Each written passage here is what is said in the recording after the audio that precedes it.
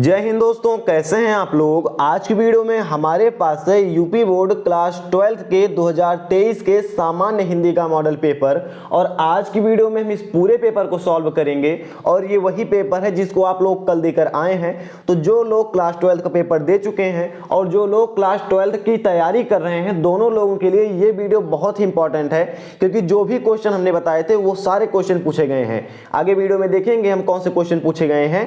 पहले हम क्वेश्चंस का आंसर जान लेते हैं और आप अपने आंसर्स को मैच कर लीजिएगा कि जो आप आंसर देकर आए हैं वो सही है या गलत है।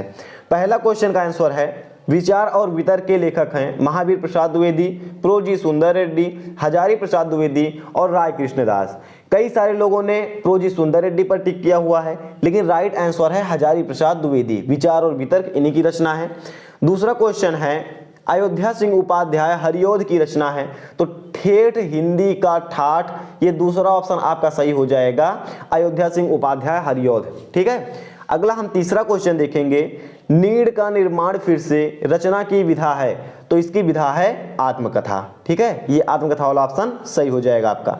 फिर है, हरिशंकर परसाई का निबंध संग्रह है। तो तब की बात तब थी और थी। ठीक है, तब की बात और थी, ये हरिशंकर परसाई का निबंध संग्रह है। ये थोड़ा सा आउट ऑफ सिलेबस आ गया था, कई लोगों ने इसे पढ़ा नहीं होगा और ये पूछ लिया गया था। ठीक है। अगला हम क्वेश्चन देखेंगे, हिंदी की प्रथम पत्रिका उद्दंड मार्तंड के संपादक थे। तो युगल किशोर शुक्ल जी इसके जो है संपादक थे, युगल उद्दंड मार्तंड की। फिलहाल अगला क्वेश्चन हम देखेंगे। अगला क्वेश्चन आपको इधर मिलेगा। ये दूसरा क्वेश्चन देखते हैं। पहले का 5 हो गया, अब दूसरे का 5 आंसर हम देखते हैं। मैथिली शरण गुप्त की रचना है रस कलश, कामायनी, सिद्धराज और लहर। 4 ऑप्शन दिए गए हैं, राइट आंसर हो जाएगा सिद्धराज इनकी रचना है। प्रगतिवाद के सशक्त कवि हैं, कौन है? नागार्जुन है। फिर है, मास्को अभी दूर है के रचयिता हैं। तो शिव मंगल सिंह सुमन इसके रचयिता हैं, मास्को अभी दूर है।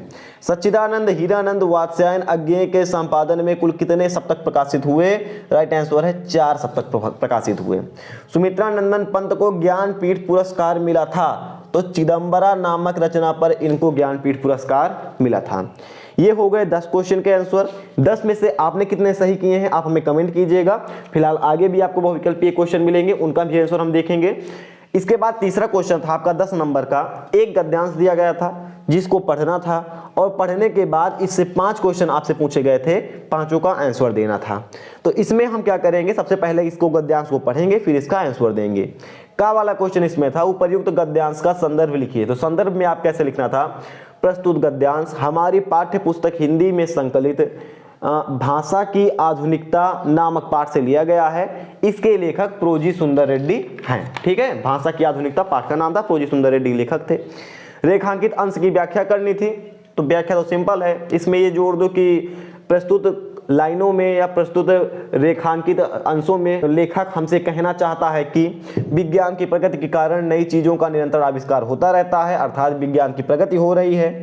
और जब कभी नया आविष्कार होता है तो उसको नई संज्ञा दी जाती है, उसको एक नया नाम दे दिया जाता है। जिस देश में उसकी सृष्टि की जाती है या जिस देश में किसी वस्तु को बनाया जाता है, वह देश उस आविष्कार का नामकरण देता है और उसको एक नया शब्द देता है, नया नाम देता है अपने आविष्कार को। वही शब्द प्रायः अन्य देशों में बिना परिवर्तन किए प्रयुक्त किया जाता है। इतना आपको लिखना है। यदि हर देश उस चीज के लिए अपना अलग नाम देता रहेगा तो उसको समझने में दिक्कत होगी, जैसे रेडियो, टेलीविजन आदि। ये हो गया आपके दूसरे का आंसर, रेखांकित अंश की व्याख्या। गा वाला है, कौन सा देश किसी आविष्कृत चीजों के लिए नामकरण के लिए नया शब्द देता है? तो जिस देश में आविष्कार होता है किसी चीज का, उस चीज का नामकरण वही देश करता है। अगला क्वेश्चन है, यदि हर देश में आविष्कार की गई चीजों का अपना अलग अलग नाम देता रहे तो क्या होगा? तो होगा कुछ नहीं, बस उस चीज को समझने में दिक्कत होगी। ठीक है। अगला देखेंगे हम, नई चीजों का आविष्कार होने का क्या कारण है? ये विज्ञान की प्रगति है। ठीक है, विज्ञान की प्रगति के कारण ही नई चीजों का आविष्कार होता है, अर्थात नई चीजों का आविष्कार का कारण विज्ञान की प्रगति है। ये हो गए आपके 3 क्वेश्चन। तीसरे के खाम में एक क्वेश्चन आपको दिया गया था, 2 क्वेश्चन थे इसमें टोटल। तो पहला वाला आपका सही था, ये था श्रद्धा मनु का, एकदम आसान था। इसमें आपको पद्यांश का संदर्भ लिखना था, तो इसके लेसन का नाम था श्रद्धा मनु और लेखक थे जयशंकर प्रसाद। ठीक है। अगला क्वेश्चन था रेखांकित अंश की व्याख्या करनी थी, व्याख्या भी हम बताएंगे आपको। फिर है, इन पंक्तियों में श्रद्धा मनु से कौन सी बात बताई है? श्रद्धा ने मनु से बताई है कि जिस प्रकार इस सृष्टि का जो हम बोल रहे हैं वही दूसरे का और तीसरे का दोनों का आंसर होगा, ये आप याद कर लीजिएगा, आप बार बार सुन लीजिएगा 2-3 बार इसे। प्रस्तुत पंक्तियों में श्रद्धा मनुष्य कहती है कि जिस प्रकार इस सृष्टि का निर्माण विद्युत कणों या ऊर्जा के कणों से हुआ है, लेकिन वो ऊर्जा के कण जब तक एक दूसरे से नहीं मिले तब तक कोई निर्माण नहीं हुआ, वो शक्ति विहीन थे। उसी प्रकार जब तक हमारी भावनाएं एक साथ नहीं होंगी, हम एक साथ नहीं मिलेंगे, तब तक कुछ नहीं हो सकता है। इस विश्व में नया निर्माण तब तक नहीं हो सकता है। समस्त सृष्टि की रचना कैसे हुई, किनसे हुई? तो समस्त सृष्टि की रचना ऊर्जा के कणों से हुई। श्रद्धा ने मनुष्य किस प्रकार मानवता का साम्राज्य स्थापित करने के लिए प्रेरित किया है? तो श्रद्धा ने मनुष्य भावनात्मक समन्वय के द्वारा मानवता का साम्राज्य स्थापित करने के लिए प्रेरित किया है। आगे बढ़ेंगे, ये आपका अथवा वाला क्वेश्चन है, लेकिन फिलहाल इसी को सभी लोगों ने किया होगा, ऊपर वाला ज़्यादा आसान था। आगे बढ़ेंगे तो आपको एक मिल जाएगा साहित्यिक परिचय। साहित्यिक हिंदी में जीवन परिचय आता है, सामान्य हिंदी में साहित्यिक परिचय आता है। ये बताया गया था, ये कई सारे लोगों ने कर लिया होगा। शॉर्ट में हमने बताया था कि वासुदेव शरण अग्रवाल आ गए हैं, इनको आप याद कर लीजिएगा, और इधर रामधारी सिंह दिनकर जी आ गए हैं। दोनों को हमने बताया था, दोनों इसमें फंस चुके हैं। आगे पंचलाइट कहानी का सारांश देख रहे हैं, आ चुका है। पंचलाइट ध्रुव यात्रा दोनों आया है। और इसमें आपको 7वें में क्या करना था, जो आपका खंड काव्य आपके स्कूलों में पढ़ाया जाता है उसका आपको आंसर करना था। आगे क्वेश्चन देखेंगे। आगे का क्वेश्चन आपसे बोल रहा है कि निम्नलिखित में से संदर्भ आपको लिखना है। क्या कहते हैं, किसी एक का, दो आपको संस्कृत के खंड दिए गए हैं, किसी एक का संदर्भ लिखना है, हिंदी अनुवाद करना है। इसमें आपको प्रश्नोत्तरांक डालना था, फिर संकेत डालना था, संकेत डालने के बाद आंसर लिखना था। फिलहाल इसकी हम हिंदी देखते हैं इतने बड़े की, इस पूरे की, इसको आप ध्यान से सुनिएगा। बोल रहा है, अस्माकं रामायण महाभारत अनेक ऐतिहासिक ग्रंथा चत्वारि वेदा सर्वोपनिषदा पुराणानि अन्ये च महाकाव्य आदि अस्मेव भाषायां लिखितानि सन्ति। इसमें बोला जा रहा है हमारे रामायण महाभारत चारों वेद सभी उपनिषद 18 पुराण और अन्य ऐतिहासिक महाकाव्य इसी संस्कृत भाषा में लिखे गए हैं। वैज्ञानिक इसी भाषा को समस्त आर्य भाषाओं की जननी मानते हैं। संस्कृत का गौरव इसके विविध प्रकार के ज्ञान को आश्रय प्रदान करता है तथा इसकी व्यापकता की दृष्टि से ओझल नहीं होता है। ये हो जाएगा आपके नीचे वाले का, आप 10 सेकंड पीछे करके फिर से आप सुन सकते हैं। और इसका संदर्भ क्या हो जाएगा, ये संस्कृत भाषा या मातम से लिया गया है, इसको आपको सभी को पता है।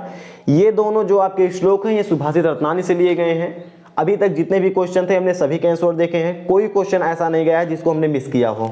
अगर कोई मिस किया गया है तो आप कमेंट कीजिए। फिलहाल मेरे हिसाब से कोई क्वेश्चन मिस नहीं गया है। आगे हम आएंगे, आपको किसी एक मुहावरे का अर्थ लिखना था। आंखों में धूल झोंकना, इसका अर्थ है धोखा देना, और वाक्य प्रयोग कर देना था। जहां चाह वहां राह, यानी विल पावर स्टार्ट, दृढ़ इच्छा शक्ति से हमें कोई भी राह मिल सकती है, कोई भी लक्ष्य मिल सकता है। तिल का ताड़ बनाना, छोटी सी बात को बहुत बड़ा बनाना। दूर के ढोल सुहावने होते हैं, दूर के व्यक्ति को अधिक महत्व दिया जाता है। महेश्वरा में संधि विच्छेद है, महाधन ईश्वरा सा वाला हो जाएगा। ऊपरी धन उत्तम, इसमें हो जाएगा ये बा वाला हो जाएगा। पावका में पौधन अका, ये वाला हो जाएगा, सा वाला हो जाएगा। आत्मना का संधि विच्छेद करना था तो ये हो जाएगा आपका पहला तृतीय विभक्ति एकवचन हो जाएगा। आगे आप आएंगे नामने, नामने में संधि विच्छेद करेंगे, चतुर्थी विभक्ति एकवचन हो जाएगा। सूत, सूत हो जाएगा तो पुत्र और सारथी हो जाएगा। फिर जलधि, जलधि हो जाएगा तो बादल और समुद्र हो जाएगा। फिर भुजंग के दो अर्थ का, एक होता है सांप होता है, एक होता है भुजाओं में लिपटा हुआ। हार मतलब पराजय होता है, सोने का हार होता है। दो को हमने बता दिया, बहुत है दो, एक का ही फिलहाल आपको लिखना था। वाक्य, निम्नलिखित वाक्यांशों के लिए किसी एक शब्द का चयन करके लिखिए। किसी किए गए उपकार को न मानने वाला, तो कृतघ्न होता है, कृतज्ञ नहीं होता, कृतघ्न होता है, घा कृतघ्न होता है। आगे हम देखेंगे, बहुत कम बोलने वाला मितभाषी होता है। इनमें आपको किसी दो को क्या करते हैं, शुद्ध करना था। जैसे दूसरा अगर आप देखेंगे, इस सरोवर में अनेकों कमल खिले हैं, अनेकों नहीं होता है, अनेक होता है। इस सरोवर में अनेक कमल खिले हुए हैं। कृपया अनुमोदन करने की कृपा करें, तो प्लीज, प्लीज दो बार लगा है, जिसको एक बार ही लगना चाहिए। अनुमोदन करने की कृपा करें। आप प्रातः काल के समय आइएगा, टाइमिंग यहाँ पर बताई गई है, टाइमिंग यहाँ पर बताई गई है, तो एक ही टाइमिंग रहेगी, आप प्रातः काल आइएगा, ठीक है। रस छंद अलंकार वही आते हैं हर बार, इनको बताने की जरूरत नहीं है। आपको बताया गया था कि इसको आप जरूर याद कीजिएगा ऋण प्राप्ति के लिए, ये आ गया है, संपादक को भी आ गया है।